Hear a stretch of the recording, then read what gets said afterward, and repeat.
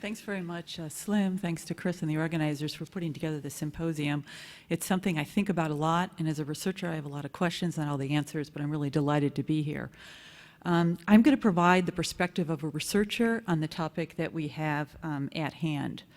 So this is the moment we're at. It was defined, I think, very, very well by the UN Lancet AIDS Commission.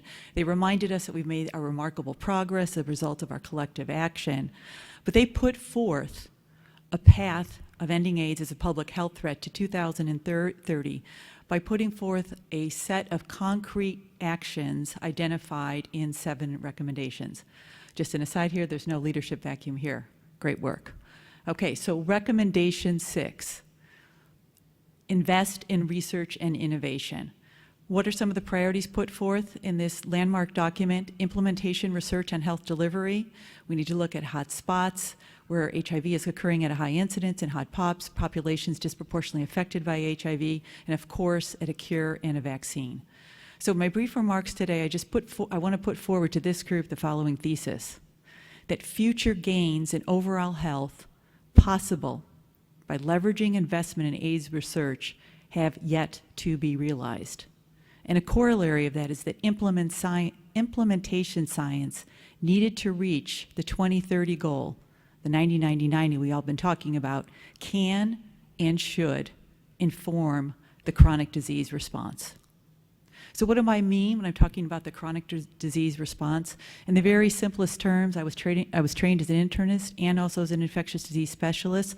Population level prevention, detection, and treatment of the most important chronic diseases wherever your community is.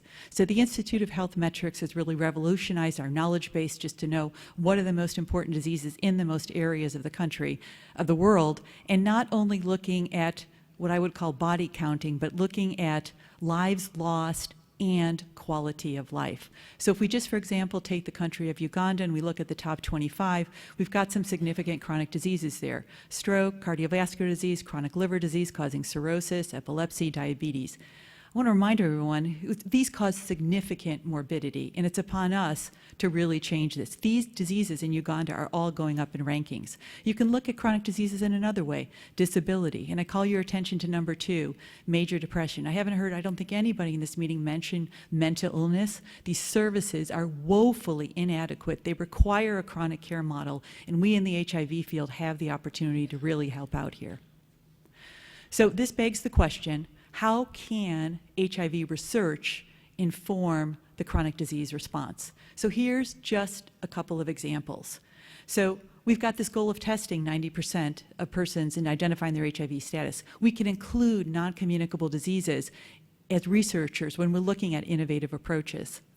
We heard an allusion to the cascade of care for chronic diseases. It's broken just like it is in HIV, and that is in the United States and probably around the world. So we can test interventions that strengthen the HIV prevention and treatment cascade also for non-communicable diseases. And of course, we need to study innovative models of care of chronic diseases that include both HIV and other diseases. I was just talking to Shannon Hayter here in the audience before we started. If we go back and say we have to treat 15 more million people, if we think we're going to do it the exact same way that we're doing it now, we're wrong. So what we have to do is reevaluate, recreate these models, and think about incorporating chronic diseases. So I had like 5 slides on this, and I honed it down to 1, and we've already heard the word silos. This research is very hard to do, and one of the reasons is because the interdisciplinary and intersector silos create barriers to this kind of research. So just what do I mean by interdisciplinary silos? Really the languages and the communication styles of the clinical, social, and political sciences. Intersector silos between policymakers and researchers. Some examples of these barriers are communication and collaboration happen when you have these silos. So what's the consequence? That studies are developed that don't have the required expertise, don't have clinical studies that don't have the required social science expertise. Studies are designed with endpoints that do not speak to the policymakers. You know, I heard this great phrase, I think it was in a UN AIDS meeting, is the success of research is measured by the lives we saved. We must make sure that we conduct research that influences policymakers so they can help change. And then finally, another barrier is that funding priorities are for specific topical and not cross-cutting barriers. This also builds on the point of general medicine. You know, everybody's got their incentives and their structure they need to report to, but this broader structure is quite difficult. So that the consequence of that is lack of funding or unwieldy funding mechanisms. Well, there are some solutions to this. We can develop multidisciplinary teams. We can encourage dialogue between scientists and policymakers from the inception of our research studies. We can have conferences like the International AIDS Conference. It's really the only example among the medical disciplines that you bring together all these individuals. But to be honest, it's not enough, and these silos are still obstructive to our overall goal. So I just want to share with you, Slim alluded to this, an example of research thinking that we're thinking in a multi-disease way. So in 2010, we established a search collaboration, which stands for Sustainable East Africa Research and Community Health. Our goal is to test bold public health interventions in East Africa. We didn't pull out HIV, we said health interventions. It's a multi-sector, multidisciplinary collaboration. So SEARCH, our first study that we're doing, is one of the 4 large HIV test and treat studies. It's being conducted in Uganda and Kenya, and like the other trials, it's asking the question, can a population-based ART test and treat strategy shut down new HIV infections?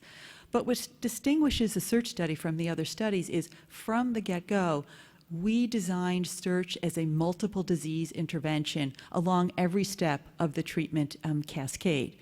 And we're looking at measures not only of community health, but also of community productivity and costs that are going to be influenced by this multiple disease approach.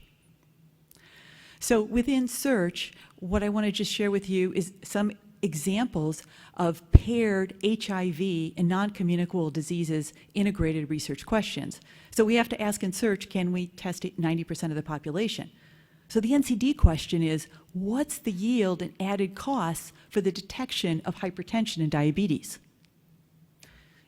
For HIV, we're asking, can streamlined care for HIV lead to improved HIV suppression rates? A corollary question is, if we apply streamlined care in the same clinics to non-communicable diseases, can we improve hemoglobin A1C levels and downstream clinical outcomes? And we're also looking at social networks, not sexual networks, social networks. How do they influence HIV testing and retention and care? How do these influence NCD testing and retention and care? So I want to give you just very specific examples of our HIV testing approach. So we're aiming to get the HIV status of a community and the non-communicable disease, specifically hypertension, of 90% of adult residents.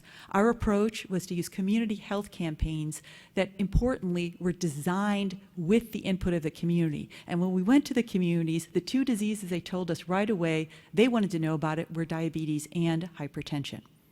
So we have the SEARCH studies ongoing. We're going into the 3rd year. There's 340,000 people enrolled in the study.